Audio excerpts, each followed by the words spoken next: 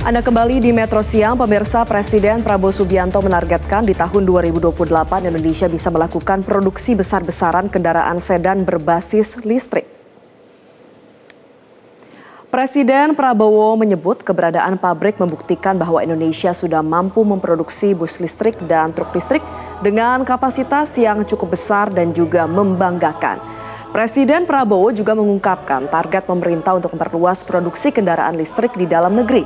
Ia berharap pada tahun 2028 Indonesia bisa memproduksi mobil sedan listrik secara besar-besaran. Menurutnya saat ini pemerintah tengah membentuk perusahaan yang akan fokus pada produksi sedan listrik nasional. Langkah ini menjadi bagian dari upaya mempercepat transformasi industri kendaraan ramah lingkungan dengan memanfaatkan energi baru terbarukan.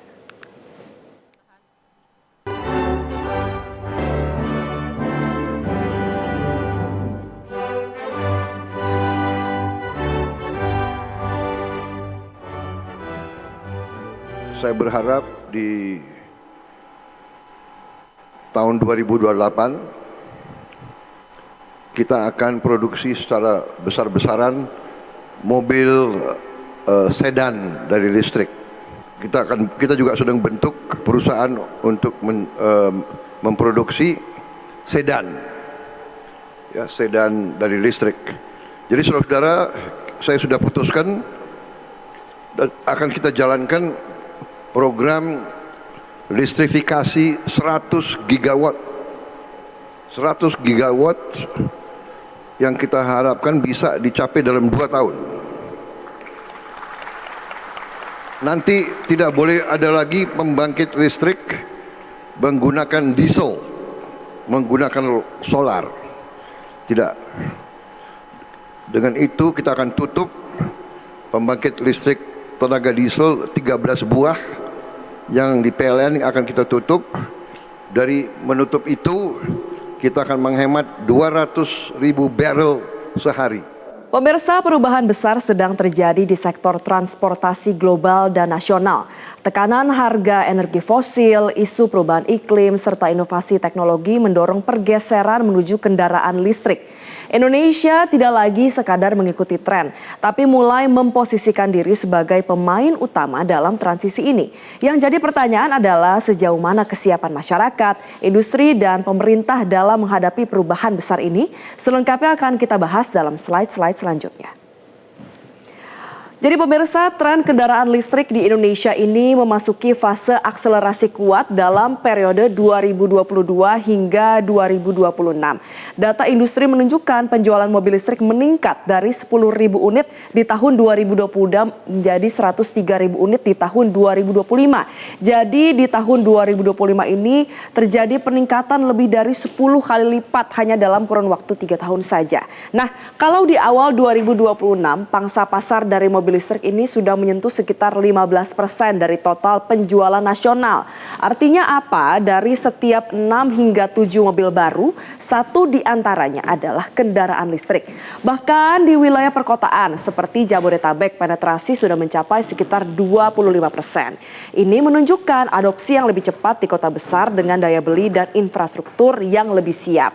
Jadi ada beberapa faktor yang membuat masyarakat akhirnya mendorong untuk bergeser dan juga beralih ke kendaraan listrik. Sama-sama kita lihat.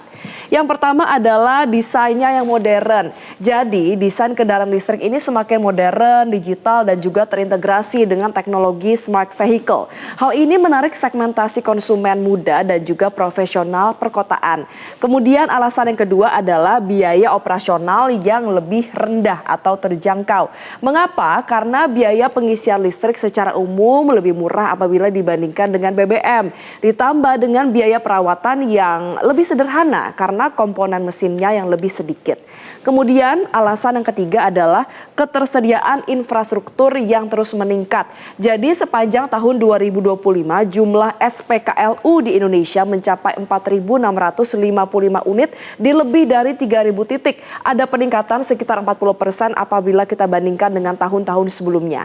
Lalu alasan yang keempat adalah faktor global seperti ketidakpastian harga BBM dan geopolitik, dan juga pastinya adalah kesadaran lingkungan. Jadi kenaikan harga energi fosil fosil ini membuat kendaraan listrik menjadi opsi yang lebih stabil, ekonomis dalam jangka panjang, dan juga pastinya kendaraan listrik tidak menghasilkan emisi langsung. Jadi dianggap lebih ramah lingkungan dan juga pastinya selaras dengan target penurunan emisi nasional. Tapi perlu dicatat pemirsa, saat ini konsumen mobil listrik masih didominasi kelas menengah ke atas. Hal ini menunjukkan ada tantangan harga masih menjadi faktor kritis dalam perluasan pasar ke segmentasi mass market. Kita beralih ke slide selanjutnya. Jadi pemerintah ini sudah menetapkan target strategis ya pemirsa dan juga pastinya terukur dalam pengembangan kendaraan listrik nasional. Yang pertama yaitu di tahun 2030 ditargetkan terdapat 2 juta mobil listrik dan 13 juta motor listrik yang beroperasi di Indonesia. Target ini pastinya terkait langsung dengan strategi penurunan emisi dan juga pengurangan ketergantungan impor BBM, di mana sektor transportasi menjadi salah satu kontributor emisi terbesar, sehingga elektrifikasi menjadi langkah kunci.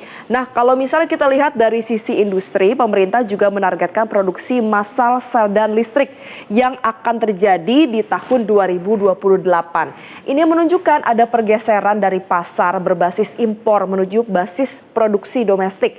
Kemudian kalau kita lihat di tahun 2027, jadi tahun depan hingga 2029, pemerintah menargetkan ada TKDN di atas 60%, yang artinya mayoritas komponen termasuk baterai dan perakitan harus berasal dari dalam negeri. Langkah ini krusial untuk membangun rantai pasok industri mulai dari hilir hingga hulu, termasuk industri nikel dan juga baterai yang menjadi keunggulan Indonesia secara global. Nah, kalau misalnya kita melihat dari sisi infrastruktur ya, tadi kita juga sudah bahas, pemerintah ini menargetkan ada puluhan ribu SPKLU dan hampir 200 ribu stasiun penukaran baterai di tahun 2030. Target ini jelas diperlukan untuk bisa menjawab kekhawatiran utama konsumen terkait dengan jarak tempuh dan juga akses pengisian daya. Dengan kombinasi dari target populasi, industri dan juga infrastruktur, pemerintah berupaya membangun ekosistem yang terintegrasi dan bukan hanya menjadi pasar konsumsi. Kita beralih ke slide selanjutnya. Jadi pemirsa, selanjutnya kita akan bahas mengenai dengan insentif pemerintah. Mengapa? Karena kalau dari sisi kebijakan fiskal, transisi kendaraan listrik memasuki fase penyesuaian. Insentif besar yang menjadi pendorong awal adopsi sudah resmi berakhir mayoritas di tahun 2025, tepatnya di akhir tahun. Jadi sebelumnya ada insentif nih seperti PPN ditanggung pemerintah dan bea masuk 0% untuk impor kendaraan, tapi ternyata saat ini sudah tidak berlaku. Akibatnya apa? Struktur pajak kembali normal dengan bea masuk hingga 50%, PPN 11%, dan PPNBM 15%, di mana kondisi ini berpotensi meningkatkan harga kendaraan listrik di pasar. Risikonya apa? Bisa memperlambat adopsi apabila tidak diimbangi dengan kebijakan yang baru. Oleh karena itu, saat ini pemerintah sedang menggodok skema insentif baru untuk tahun 2026. Pembahasannya melibatkan lintas kementerian, ada Kementerian Keuangan, Kementerian Perindustrian, Kementerian SDM, serta pelaku industri otomotif. Arah kebijakannya juga bergeser menjadi lebih selektif dan juga terarah, di mana insentif ini akan difokuskan pada kendaraan dengan TKDN tinggi untuk bisa mendorong industri dalam negeri. Nah, salah satu opsi yang sedang dikaji adalah pembebasan PPN hingga 100% untuk mobil listrik dan juga hybrid dengan harga di bawah 375 juta rupiah. Tujuannya supaya bisa buka akses bagi kelas menengah dan juga mempercepat adopsi massal. Kebijakan ini pemirsa menunjukkan adanya transisi dari insentif jangka pendek menuju strategi industrial jangka panjang, yaitu agar bisa membangun daya saing nasional sekaligus menjaga daya beli masyarakat. Kita beralih ke slide selanjutnya. Jadi saya akan mengajak Anda untuk membandingkan bagaimana jumlah dari kendaraan listrik di Indonesia dengan negara-negara lainnya. Jadi saya ambil contoh ada 2 negara lainnya, yaitu China dan juga Norwegia. Jadi dalam konteks global, transisi kendaraan listrik berjalan dengan kecepatan yang berbeda di setiap negara. Kita bahas dulu China ya, satu persatu. Jadi China ini menjadi pemimpin global baik dari sisi produksi maupun adopsi. Dominasi didukung oleh subsidi yang besar, ekosistem industri yang terintegrasi, serta kapasitas manufaktur yang masif. Lalu bagaimana dengan Norwegia? Nah, Norwegia ini jadi negara dengan tingkat adopsi tertinggi di dunia. Mayoritas penjualan mobil baru sudah berbasis listrik dan didorong dengan insentif pajak yang agresif dan infrastruktur yang sudah sangat matang. Sementara Indonesia saat ini berada di tahap transisi menengah. Di satu sisi Indonesia memiliki keunggulan sumber daya alam seperti nikel dan juga baterai. Tapi di sisi lain Indonesia juga masih menghadapi tantangan infrastruktur, tantangan harga dan juga edukasi konsumen. Posisi ini membuka peluang yang besar karena apabila transisi bisa dikelola dengan tepat, Indonesia tidak hanya menjadi pasar, tapi juga bisa menjadi basis produksi global kendaraan listrik. Kita beralih ke slide selanjutnya.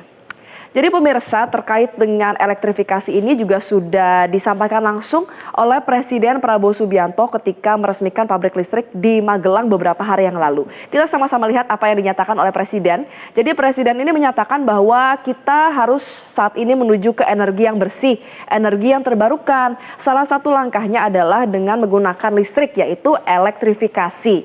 Memakai listrik untuk tidak lagi memakai terlalu banyak BBM dari fosil, dari karbon. Jadi background dari pembicaraan dan juga pernyataan Prabowo Subianto ini, dia juga mention terkait dengan tantangan yang saat ini tengah berlangsung. Salah satunya adalah konflik di Timur Tengah.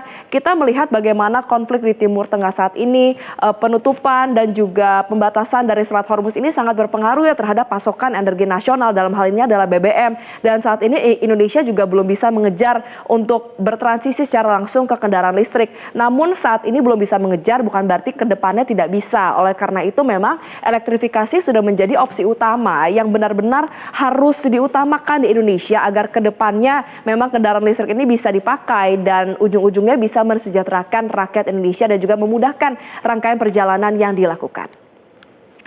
Nah pemirsa, transisi ke kendaraan listrik bukan sekedar perubahan teknologi, tapi transformasi sistem energi dan industri nasional. Dengan target ambisius, kebijakan yang terus disempurnakan, serta perubahan perilaku masyarakat, Indonesia sedang menuju era baru transportasi yang lebih bersih dan juga berkelanjutan. Tapi kunci utamanya tetap sama, harus ada konsistensi kebijakan dan juga kecepatan eksekusi. Jelajahi cara baru mendapatkan informasi. Download Metro TV Extend sekarang.